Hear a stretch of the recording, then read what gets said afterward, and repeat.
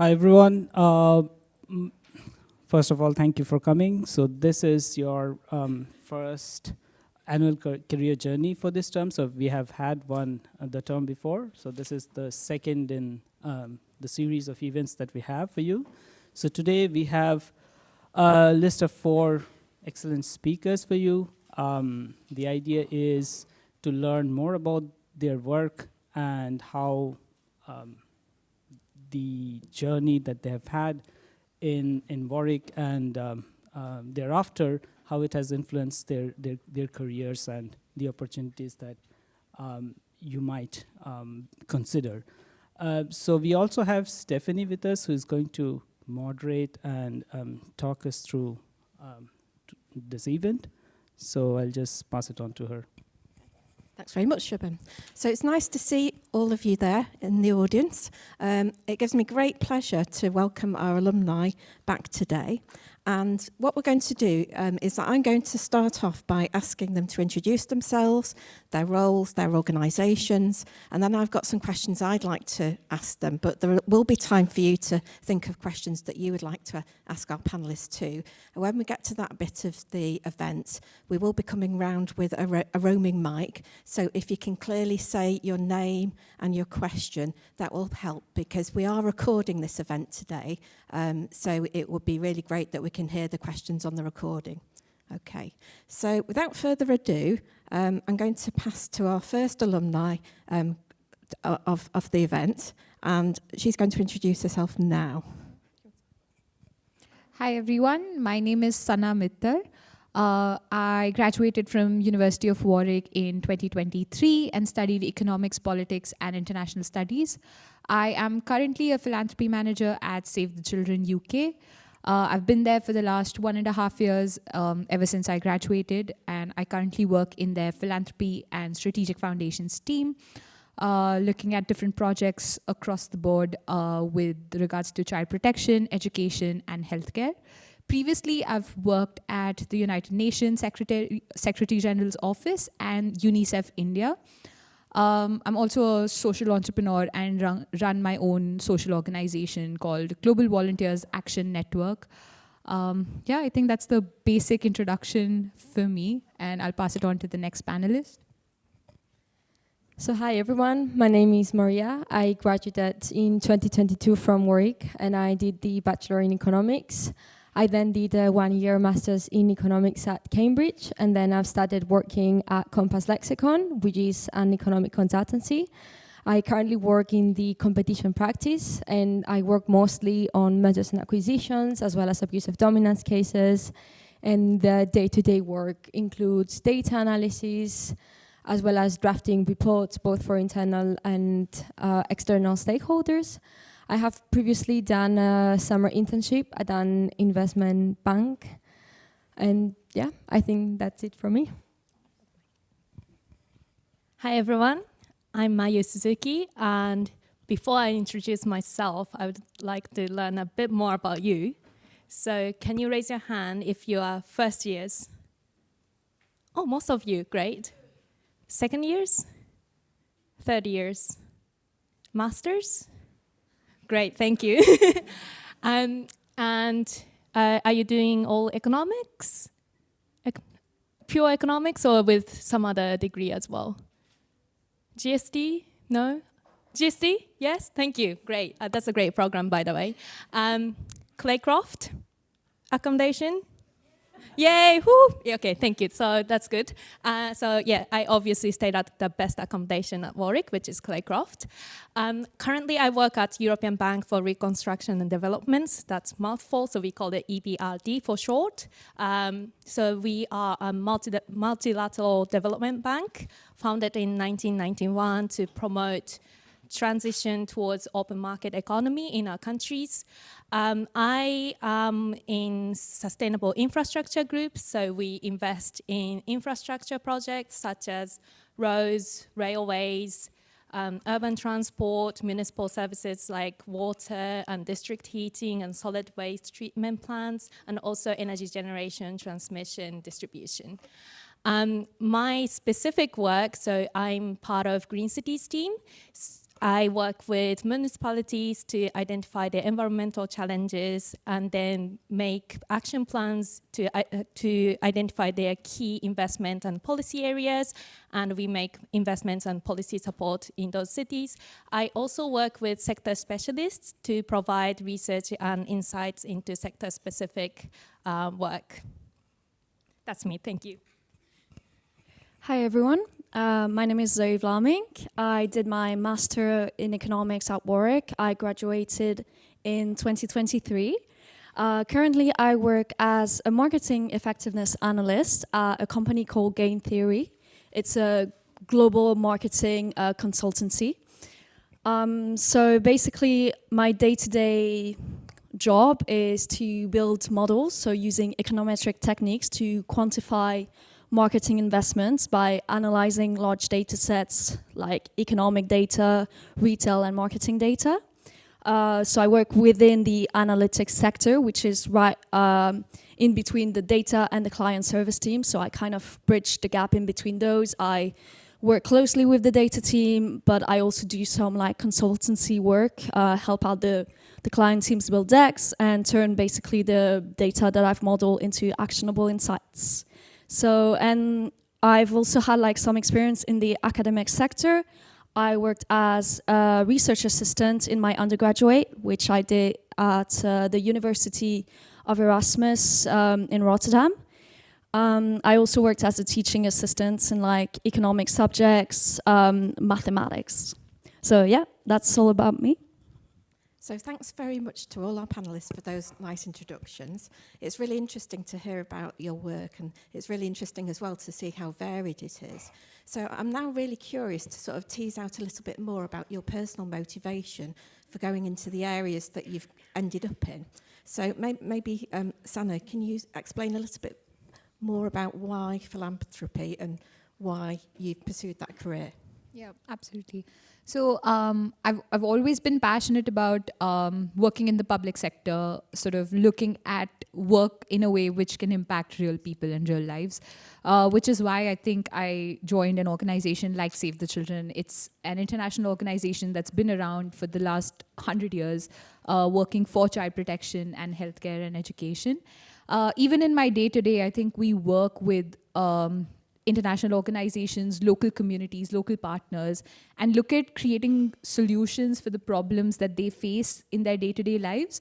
So an example of something like that is that we worked on a project in Sierra Leone to end child marriage. And we'd been working there for the last 2 years, sort of directing funding to educate girls and also working with key stakeholders within the government there to educate them about the problems of child marriage. And recently, I think in July of 2024, the government there sort of passed a bill to prohibit child marriage in Sierra Leone, which was a big win for the project that we were running. So I think seeing what our work can do on a day-to-day basis and how it can change lives is the key motivation that I've had to pursue this career. Thanks very much, Sana. And over to you, Maria. What has been your driving motivation? I really liked economics, so I think I wanted to do something that would help utilize my degree and something that would be in direct correlation with what I've been doing during my undergrad. And in particular, I found myself really interested in econometrics and industrial organization modules and something that's more practical and hands-on, so using all the theoretical modules that we had been taught at university and then putting them into practice and seeing how it can actually evolve in the market, seeing the impact of a transaction on consumers, on the government, in a lot of different aspects. And I think that's what really drove me to my current job. And also I really wanted something fast-paced and something that gives me the chance to learn about a lot of different industries. So for example, so far I've been there for 1.5 years and I've worked in the banking sector, pharmaceutical sector, in the protein industry, and it's been so varied and so much different types of analysis and different types of work that I found it very interesting just to never be bored or idle, but always keep learning about new things, new types of analysis you can do. It's so great to hear that your passion for economics has continued. So over to Mayu now. Great. So this is a good question because it's never been so easy for me. When I was at Warwick, first year, second year, I wanted to become a business consultant, which is completely different to where I am right now. I think it was a result of trial and error. So because I didn't know what I wanted to do, so I tried different volunteering, different internships, or different like society activities, just trying to find out where I wanted to be. And then at some point I started to realize, okay, I want to work in development sector, I want to work internationally. But then I started to see that for any development projects, it's always the problem comes down to how do you fund the project, right? How do you mobilize the finance needed for development? Then I started to become interested in development banks. And yeah, that's how I got to be in this sector. Thanks very much. And finally, Zoe. Yeah, so I would say what drew me to my job would be probably my love for econometrics. I really enjoy just like solving any kind of like economic questions with data. And so at first, I'm not gonna lie, I didn't expect myself to go into marketing effectiveness because it's quite a sector that not many people hear about at university. So myself included, I didn't know about it until like I saw the job posting for my company.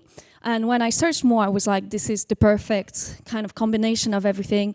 I do like the kind of like the implications of marketing, but as well like keeping it in a very data point of view. So yeah, I would say that's what really drew me to it is just my love for like turning data points into like something that you can like make an impact on and like recommend to clients to change their strategies. Thanks very much for that. So my next question is, I want you to reflect on your whole Warwick experience and think about particular things that you really feel helped you progress your career after graduating.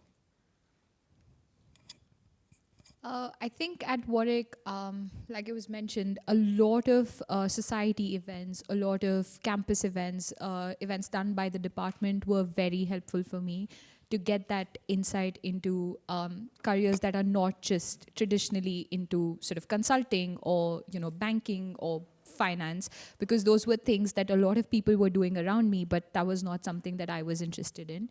I think along with that, Warwick does offer a lot of support when it comes to sort of finding your career, and, you know, even if you sort of knock on a professor's door and just ask them for advice, they're always so open. So I think for me personally, that really helped. I was also an Al-Bukhari scholar during my time at Warwick, and I think that support from the scholarship, from the program also really helped, even after sort of graduating from Warwick. So I think just taking that opportunity to learn as much as you can, to interact with as many people as you can, and also just sort of utilizing each and every opportunity of talking to a professor, talking to someone who's been at Warwick for so long, who has that insight into what it means to have a career in the development field. I think that really helped me from my time at Warwick. Thanks very much. I'm going to mix things up a bit now and let Zoe go next, so you don't feel you're always going down the row. Fair enough, thank you. I would say, oh gosh, I wasn't prepared for this to be the next Sorry, one. I've put you on the spot now. Yeah, I would say like from my time at work, I would kind of say something similar, where I had like just so many opportunities to learn something. Probably I would think about one specific time I attended like a interview workshop. I thought that was like a really helpful workshop to attend, and I recommend to anybody to attend it. It's giving you tips and tricks on how to take interviews and not be too stressed for them. And it's just not the common cheesy tips and tricks. They do tell you like quite a few things to help calm your nerves, to make a good first impression. And I think that really helped me out, because I felt like in my job application process, probably the interview was the part that I was the least scared about, to be honest. So yeah, I would say that just like all the fact of meeting so many people from different backgrounds, having different stories is so insightful, because at the end of the day, it's the same in work. You have so many people that come from different places, and I feel like, yeah, Warwick just like helped me like also get out of my comfort zone, talk to anybody, and be more extroverted as well, and not be afraid to network with anybody. I'm going to pass it back to Maria now. I will be quite boring and reiterate exactly what my fellow two panelists said, but especially also what Zoe just said, the fact that you do something that is outside of your normal academic duties, for example, societies, and you get the chance, for example, to reach out to senior people somewhere, speak with them, get outside of your comfort zone, and learn how to not be nervous when speaking with them, and also get a touch of like how the professional world works whilst you're at university. I think it personally really helped me, because I had never like learned what the spring week is, for example, what the summer internship is, what you need to do to get it. So I was really nervous whenever I had to speak with someone about these things, or when practicing for interviews. So I think being involved in many different societies really helped me, alongside the CV and interview workshops that were mentioned. For example, even societies that offered, for example, to review your CV, give you tips, and just generally practice with people and talk out loud, get feedback on your CV, get feedback on your cover letter, so you know what's working and what's not, was, yeah, very invaluable. Yeah, I just wanted to mention here that I actually attended an event that Maria put together with the Consulting Society, the London Consulting Summit. It had to be online because it was the times of COVID, and she did such an amazing event that I benefited from, and I attended both the Saturday and the Sunday sessions, and it was just run so professionally that I can certainly see how you've developed those skills now in your career. So so that's a fantastic thing to use those society events to practice those professional skills too. So finally, Mayu, tell us a little bit more about your Warwick experience. Yeah, and how Warwick helped me prepare. Yeah, definitely. Yeah, I tend to echo what everyone else said. But so yeah, and also reflecting back on what I said already, it's about trying and finding out, right? So believe it or not, I used to be part of this entrepreneurship and incubation hub, or I don't know what they're called now, but because at one point I was interested in startups, right? But then I tried and found out it was really not my thing. And that was good because there were all these support, right? So you were in the right environment, and there were people, I could see some people really successful and they had great ideas. I just thought it was not for me. And that's great. Okay, you are still at university, right? Then you can still find out what else is for you. So I think it's a really good place to find out about yourself, and also it was the first time you are like responsible for yourself, right? Whether meeting new people, whether going to new society, you have to find out about, okay, where this is happening, what I want to do, and being proactive in that way about what you want to do. It's something that I was never used to, because when you are in school, right, like I think the school or parents or someone else would set everything up for you, but just knowing what you want to do and just planning around it, it's something definitely. It sounds so basic, but like this is like when you're at work, right? Instead of just doing something that's given to you, but having like ownership over your time and say, look, this is what I want to do, and can we work on this? Like I think that kind of proactiveness is really important. Thanks very much, and I think there's some really strong messages coming out from what the panellists have shared with us, and particularly about testing things out and seeing whether they are for you or not. You've got lots of time, particularly those in the first year here, to sort of try things out. Do they fit with what you want to do, or are you going to move on and try something else out? So I want to ask each of you for, what you find most rewarding and what you find most challenging about your current roles. So, Sana, do you want to have a think about both those questions and answer them at the same time? So most rewarding and most challenging. It might be the same thing. Yeah. I don't want to keep repeating myself, but I think for me, what's most rewarding is definitely the nature of work that I do, and that on a hard day, when you sort of feel like you've had a really long day, or why are you in this 9-to-5 job? Why are you working so hard? Those kind of thoughts do come in at some point. That I think on those days it's very rewarding to think that, oh, maybe the work that you're doing in the smallest way possible is helping someone else out. What's really challenging, I think, would be on the similar lines I work with major donors, trusts, foundations, and institutional donors who've committed to giving a certain amount of funding through to, and that is what will make our projects successful. When that sort of doesn't come through, and it's on my shoulders that I had to make sure that had to come through, that's the most challenging part, because you feel like you've lost out an opportunity, let's say, but it's also going to be impacting real people. And children, especially in the world, are looking for that sort of funding. So I think that would be the most challenging thing in the role that I do. Thanks very much for that. Mayu, do you want to go next? Oh God, okay, I'm prepared actually. So, so most rewarding, I think it's one of the reasons also why I'm gravitated towards development banks, is that I wanted to see tangible impact of my work. So working in infrastructure sector means that, okay, this is sometimes long period, but then when you invest in something and a few years later, you would see the physical infrastructure and then the benefit it's bringing to the people. So that's something definitely super rewarding. Challenging when you work internationally with different countries, different municipalities. It's often geopolitical issues, tensions, etc. Something that's outside of your control can get in your way, and that's really difficult. But also the sensitivities around it, right? Sometimes maybe it's not good to bring up some topics in front of someone, so you really need to be smart about it, and that also makes it interesting actually, because that means the work is always dynamic. But yeah, that's definitely one of the challenges I face every day. Thanks very much for that. Zoe, would you like to go next? Yes, I'm prepared this time.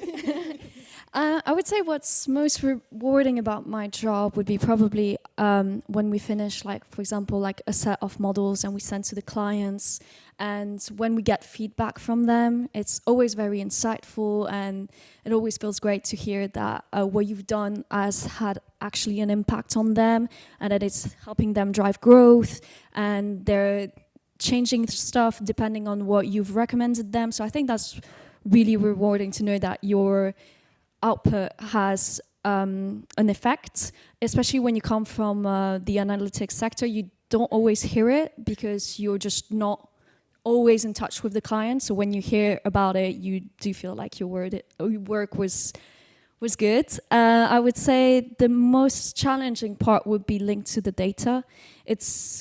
Even though we have data nowadays, like a lot of it, it's always hard to come by good quality data. And I would say it's very hard at times to just go back to the clients and tell them this is not the right data, or that we need to improve on this part and this part. So it's challenging at times, but it's, yeah, at the end of the day, like I said, what's really rewarding is knowing that you've worked as a team, managed to overcome all those data issues as well, and that you've managed to provide actionable insights based on that. Thanks very much, Zoe. And last but not least, Maria. On the most rewarding aspect, I guess I would take Zoe's drawback of the work, in the sense that when you get something really messy, really complicated, that is taking months to clean and process, so you can end up in like one figure of market share that needs to be submitted, for example, for this company. I think when you see the end result and all the team effort that has gone through and all the months of sweat, I just find it really rewarding that we've managed to actually go through all of this and get to the final outcome. And similarly, because of the nature of the projects that the company that I work for is involved with, seeing a lot of the work that you do ends up actually on the news, for example, and you're seeing this transaction was cleared in this lawsuit, for example, the client won, so you know that your work is being put like for good use, in the sense that it's to help other like two companies merge, or a client to defend themselves if they're accused, for example, of wrongdoing that they haven't conducted. So I think I find that really rewarding. And on the less rewarding aspects or the challenges, I think the pressure and the deadline sometimes can be a bit overwhelming, especially if you're working on multiple projects and there are conflicting commitments and everything has a deadline at the same time, and you sort of have to manage expectations, what you can do, what you cannot do during the time frame. But eventually, I think it's a matter of experience that you sort of like tend to, over time, know how to better manage your time and to communicate your commitments. Well, so thanks very much for sharing those insights with us. When I was looking through your profiles, I noticed that both Sana and Mayu had done internships at the UN. And this is something that I get asked about an awful lot by students at Warwick. It is a very competitive area to get into.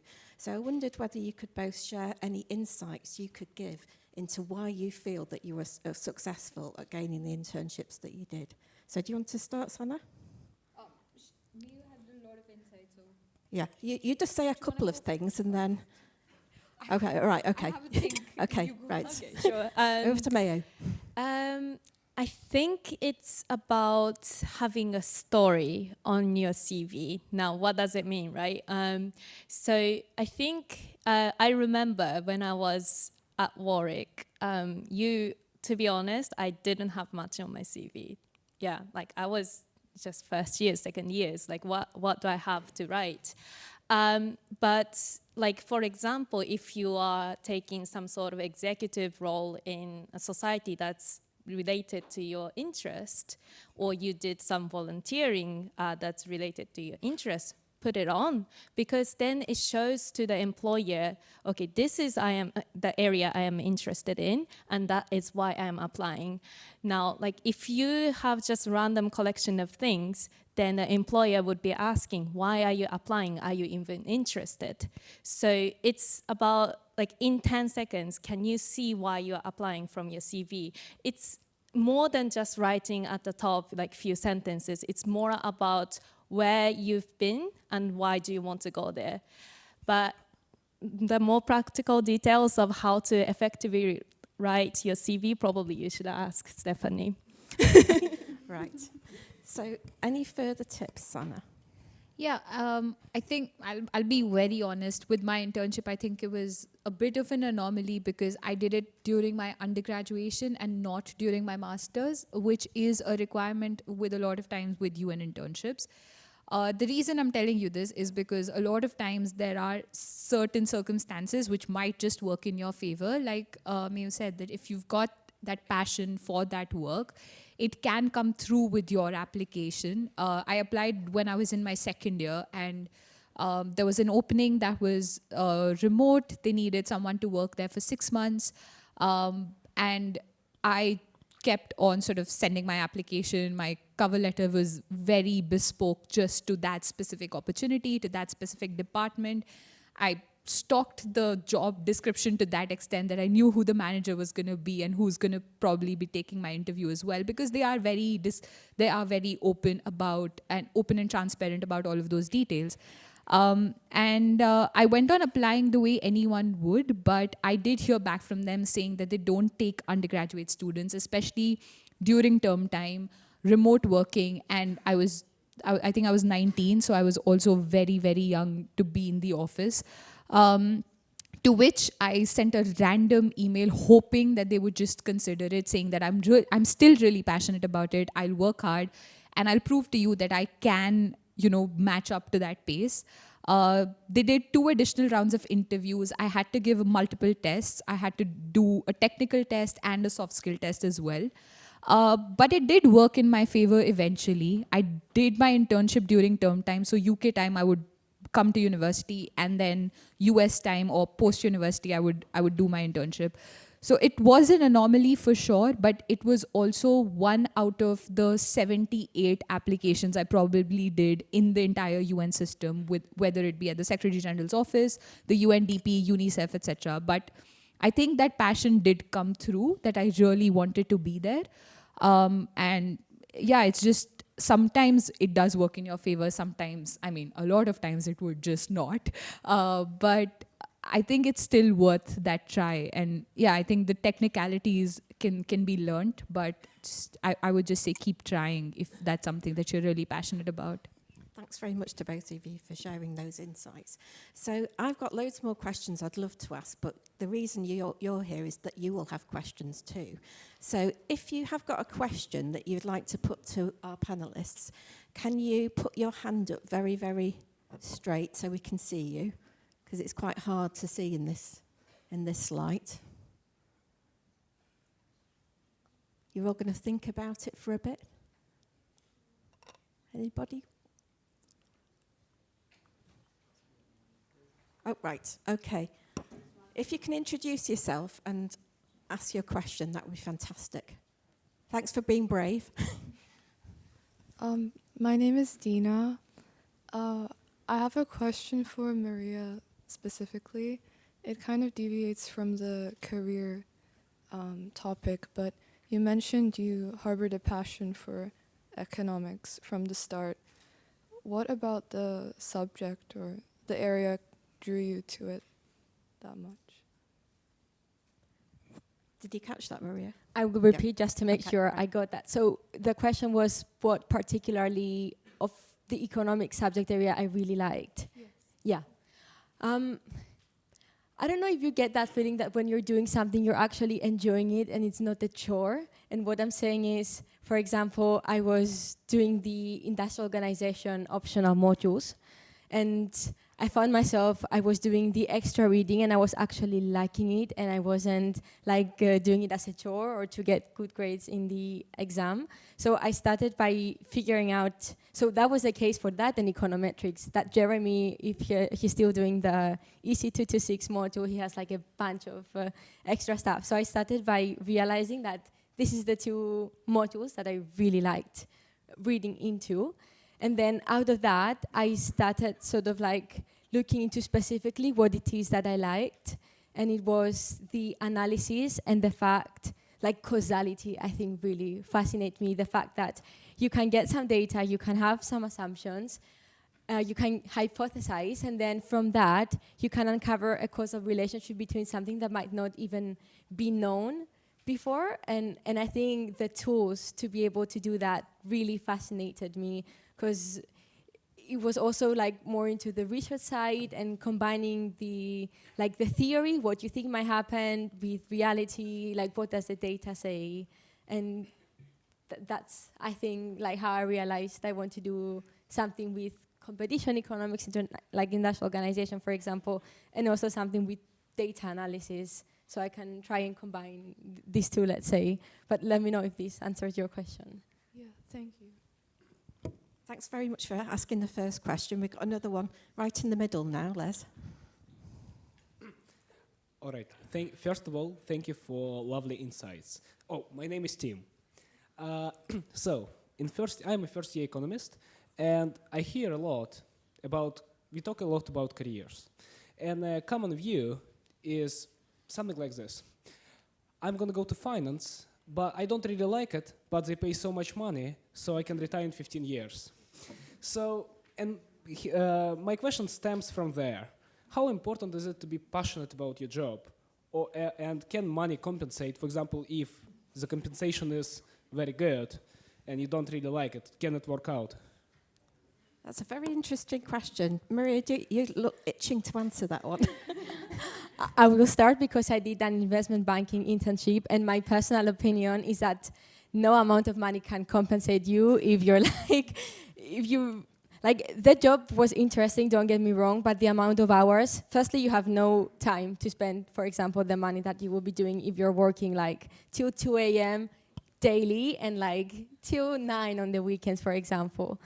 And And then I think it's a trade-off of like, what do you need the money for? How quickly do you need the money? Like, trying to see on a personal basis, I guess, if this is something that would really compensate you. And if you do it on a per hour rate, I don't know if at the end of the day it's something that's really worthwhile. And yeah, at work, and I think in general, a lot of universities with econ degrees, they tend to have, oh, it's finance or consulting, and that's if there's no other role, for example, but there are just so many opportunities which you can get halfway through the like hours payoff and like quality of work and the quality of the environment trade-off, like something in the middle.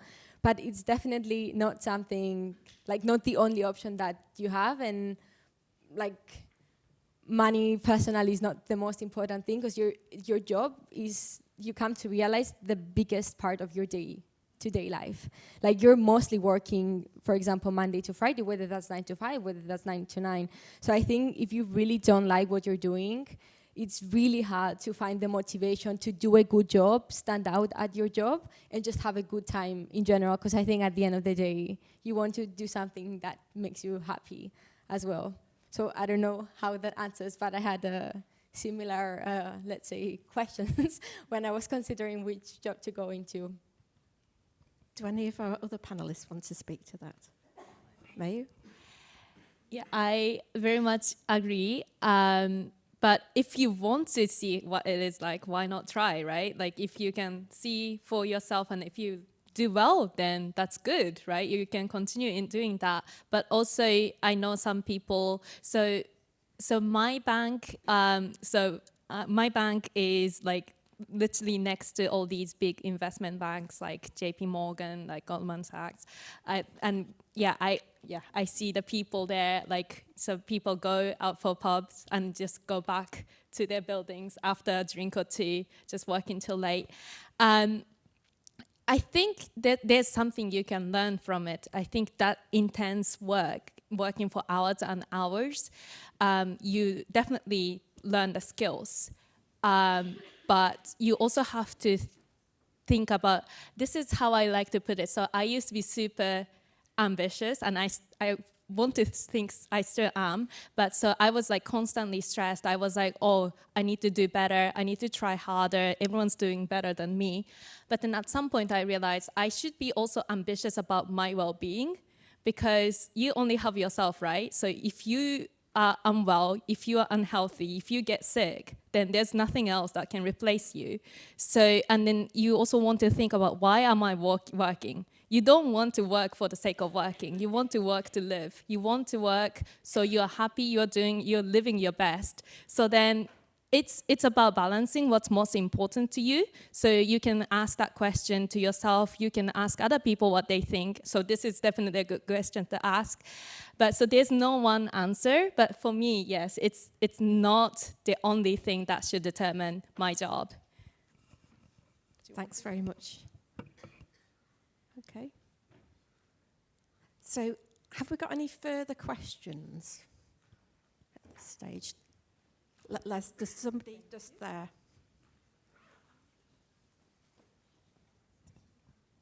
Hi, my name is Estelle. Thank you for your insights, as Tim was saying. I have a question for Mayu specifically. I was wondering what your work looked like on a day-to-day life, like what your work routine is like, what you do on a daily. That's a good question, because there's no routine, I would say. So this is a really good question. So recently, I was working on the sector strategy for for our group. So that meant I had to research a lot of new trends and how we performed over the past 5 years. I had to understand the portfolio and then where we wanted to go forward. But then that is done. So that was the big project that I was doing.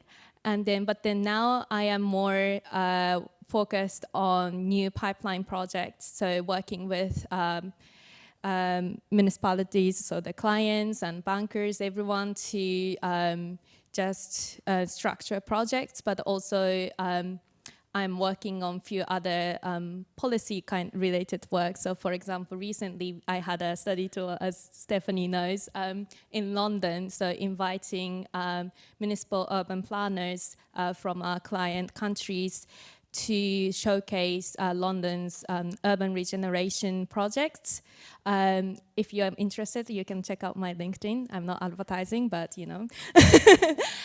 So it's really varied. And as I said, it's about expressing what you're interested in and then trying to work out a way how you can go. So right now I am also interested in other areas. So it's another thing that I wanted to say is that, okay, when I say I work at a development bank, but then you can be anywhere, right? So you can be a banker, you can work on more like grants or like donor partnerships, or you can work more on like Paris Agreement alignment, so more climate technical related areas, or you can be a lawyer, you can deal with legal matters related to transactions, or you can be equity focused banker. So there's so many ways. So once you get into an organization, it's not end there, right? So you can try to navigate through as well. So yeah, so there's so many things you can do. Does that answer your question? Yes, thank you. We've got a further question coming forwards again. I can't see the back, so if anybody... Oh, there's one. Do you want to do this one and then go backwards? Thank you. My name is Anthony, and I wanted to ask you more about your choices when it comes to masters. So what was your thinking? Because essentially you need to choose, I think, with especially econ, whether you want to specialize in economics and do a MSc MRes, or you want to like broaden your scope by doing, I guess, some international politics or something like that. So question is, what were your reasoning to choose a master's degree, and to what extent you actually use the skills that you learned that are very formal, theory-based in your day-to-day job? That's an excellent question, and one that I'd asked them to prepare anyway. So maybe if you, all the three of you that have done masters, could reflect on that question. But if we start with Mayu, because the question was originally directed at you. I want to give you my favorite response. It depends. There you go. So I did masters in international economics, and the reason of that, so my reasoning was that at undergraduate level, I wanted to widen my knowledge as much as possible. So I did economics and GSD, right? I had a choice of doing like development studies or economics. And then I thought to myself, so I learned about the topics, but at master's level, I wanted to learn the skills that I would be using to be employable. So then for me, that was master's in economics. And the reason why I said it depends is because, so for example, if you wanted to go do PhD, you wanted to be in academia, obviously you would use everything you learned day to day. And I also had an option to work at a central bank. And there I would be using more of my macro forecasting, etc.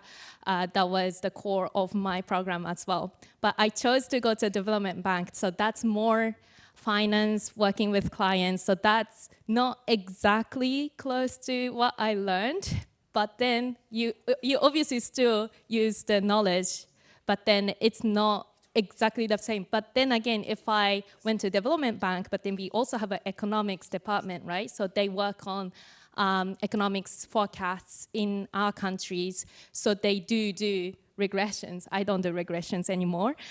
So again, it depends. Thanks very much. Zoe, do you want to? Yeah, sure. For me, so the reason why I chose to do a master at first was because I was considering whether to work in academia or in the corporate world. The reason I chose an MSc instead of an MRS is because I wasn't so sure 100% I was going to go into academia. So I just wanted to get like kind of like the in-between, like getting a bachelor and getting the MRS. So that's why I chose the MSc. I think it's really like helped me deepen my knowledge of certain topics within economics. I particularly chose a more theoretical econometrics, which I felt I did touch upon in my undergrad, but I didn't go too much in depth about the theories behind and why we do certain things. So yeah, I would say that's why I chose to do a master's, was really to go more in depth and be more rigorous in my analysis compared to my undergraduate. Thanks very much for that. Maria, do you want to say some words about your MPhil at Cambridge?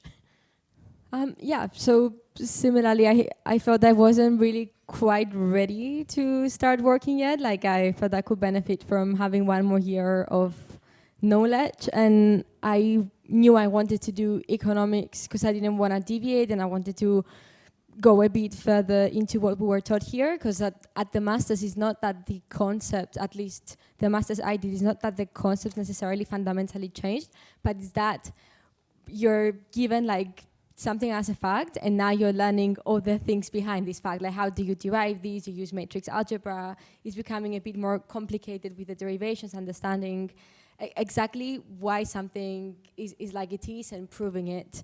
When it comes to whether I'm using it at my work, I would say it depends, in the sense that if you're doing some research for an article, and I've had to come across like some recent papers which used a lot of the things that I had seen in my master's and not at my undergrad, because they were a bit more involved. And I would say you can actually also use it in casework, in cartel cases in particular, where, for example, you have to estimate damages from an alleged infringement. And to estimate the damage, you need the counterfactual, before and after, comparing, for example, changes in prices. And for all of that, you need to do regressions.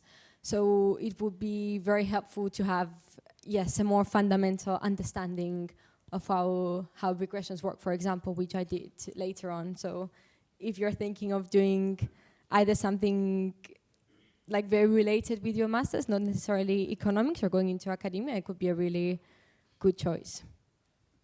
Thanks very much for sharing those insights. And I know, Sana, it is something that you're considering in the future, embarking on a master's course, and you've got decisions to make about that. Is there anything that you wanted to share on that topic? Yeah, I think I'm still in the process of sort of applying for my master's, waiting on certain decisions.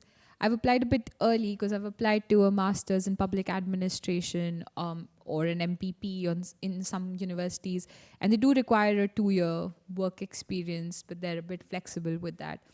So I don't have a lot of insights, but I know that I'm quite tired of the application process at the moment. But that is something that I'm definitely considering now after having worked for a year and a half. I think it's the right time to sort of do a master's and to be able to pivot in your career, or to sort of get that growth with that specializations in a master's. Yeah, and it's very much the case that a lot of MPA and MBA programs will want you to have that industry experience before embarking on those courses, because they want the candidates that have had that experience and can share those stories on the course. So whilst we've been talking about further study, I think there's some more questions at the back. I'm just checking the time. We've got about 4 minutes to go. We might have to only have a couple more questions. We have got this lecture theatre booked for the next hour, but I'm sure that somebody's going to steal your pizza if we don't wrap up things fairly swiftly. So can we have the question at the back? Yeah. So my question is for Mayu. Can you shout up a little bit more? Yeah. My question is for Mayu. Just like you, I do economics and GSD, and I'm in final year right now. I'm very interested in development finance, but I haven't been able to find many jobs in development finance. I have a job offer from my internship that I converted, but it's more like traditional investment management. And now I'm kind of like thinking what I should do. Should I just go down the traditional investment management route, which doesn't really have much to do with what I really want to do? Or should I do a master's in development finance and try again to apply for jobs in development finance? What would you suggest? Firstly, congratulations. I'm jealous. Because I think getting into development finance is not straightforward. And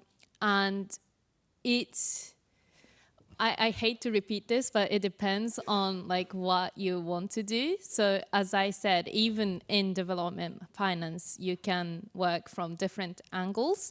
And if you are thinking of becoming a banker, someone who's like directly involved in project finance, then I would I don't want, like, please don't take my word for it. I don't want to decide your future, but I would recommend to follow the internship, because having the opportunity to acquire that hard skill, that would be your leverage point. When you're applying for positions later, you can say, hey, I did this, I learned A, B, and C, I can do this and that, I can apply that. And then on top of that, I learned this at Warwick, so I'm interested in development. Boom, both of that, that's like amazing. Like if I were the employer, I would be impressed. So I think that's a really good option. So if you are interested and if that's still available, I would take that. But then in the meanwhile, don't stop applying. Like you can just keep applying to others, and if something comes up, then you can take that too. Because, yeah, I think it's also about so my career journey was never straight. And I think it's good not to be straight, right? If it was straight, it would be boring. You wouldn't know what else is there. So you might find out something new about investment banking by taking that internship. Or maybe no, you don't like that, then you can slightly reorient like where you want to go. So I think just throwing yourself to it would be a really good idea. But please think for yourself, don't take my word for everything. Yeah. Thanks very much for that question. What we're going to do now is I'm going to ask one final question, which is going to be a very quick one. But then after that, there will be the opportunity for those in the audience to ask questions of our panellists. So we're going to make our way outside to have some pizza, which hopefully has arrived by now. So my last question for our panellists is a choice. You can either talk about your favourite Warwick memory, or if you had a time machine in order to go back and do things a bit differently, what would you do differently? So Zoe, do you want us to start the ball rolling on that? Yeah, sure. So for me, I'll probably talk about my favorite memory at Warwick. So I don't know if they do this at undergrad, but they definitely do it at the master level, where they have like economics socials, where we had a nice Christmas dinner. So it was like in 2022, we had a Christmas dinner, and it was quite nice because you get to meet some of your like your fellow students, you get to learn more about people, but you also get to talk to the staff, to see them in a different setting than the normal lectures. So I felt like that was definitely one of my best memories, to like meet everyone and just like have fun over dinner. That's great to hear that, Zoe. What about you, Mayo?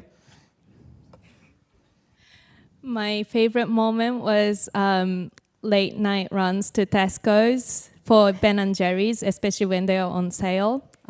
Yeah, because I lived Claycraft, right? I was so close. That was the reason why I chose that accommodation. I don't know if they still do those promotions, but anyways. But one, or actually two things I would change if I could go back in time. Firstly is to talk to professors more. I was thinking they are so intimidating. They're like, I don't know, they look so smart and I don't understand everything they say in lecture. Then go ask questions, right? They are also human beings and they're super nice. They're so passionate about their project, their topics. So if you go ask them, then they're very nice. And I think that's a really good way to, of course, understand the topic more, but also to find out about like what you can do with economics degree. So if you're still unsure, then go ask them.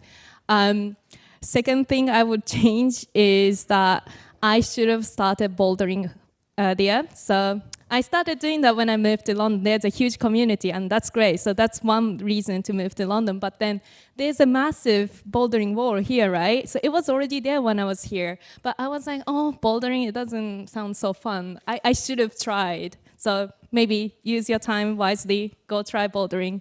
Yeah. Use the office hours. Yeah. Over to you, Maria. I can't say I have any regrets or something I would change, because I didn't really sleep a lot. So I tended to, do as much as I could with functioning sleep.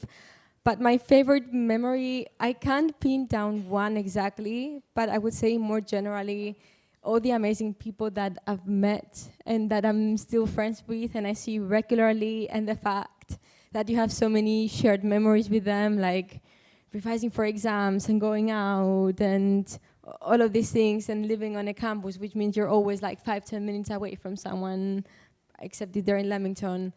But I think the kind of people that are here are just amazing and from different backgrounds, so you can blend in and you never feel like signaled out, for example, which I really liked. That's great to hear.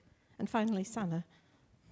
I think what I would probably change that with the time machine, I didn't come in my first year and I never stayed on campus. So that's definitely something that I would have wanted to change. I do not like COVID because of that. But I think another thing was probably not exploring different avenues much. I mean, I was very sure from the start what I wanted to do, in university or after university. But I do think that during my time here, I could have explored different societies, other opportunities. Maybe I would have liked something else. I did, out of peer pressure, apply to a lot of consulting firms in my second year, and then ended up giving like a random AC to BCG. But didn't really like it. But maybe I could have liked something else. So I think that's something that I do think. You're in university, explore as much as you can. Maybe you won't like 10 things, but you might find one that you never thought of. I think So best memories, everything. Everything, okay. So there's some great messages for those of you in terms of making the most of your experience, but doing what's right for you and testing things out. So I'd like to bring this panel event to an end this afternoon. Thank you for coming. Thanks for all your insightful questions. And thanks to the economics department as well.